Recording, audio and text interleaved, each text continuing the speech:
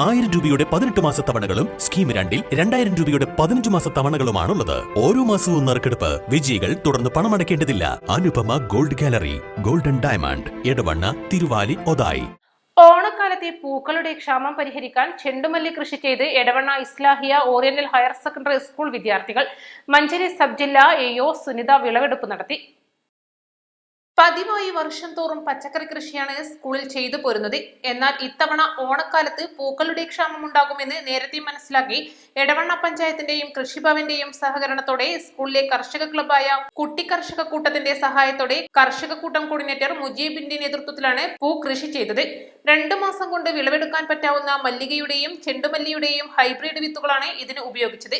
ചടങ്ങിൽ BPC Sudheer Babu, PTA president Mehaboob Chamala, MTA president Roseena, പ്രധാനാധ്യാപകൻ Azeez Meempatta, staff secretary Shareef Thurakkal, JRC coordinator Anees, Vijayabheri coordinator KT Muneer, noon meal convener Shameem തുടങ്ങിയവർ സംബന്ധിച്ചു.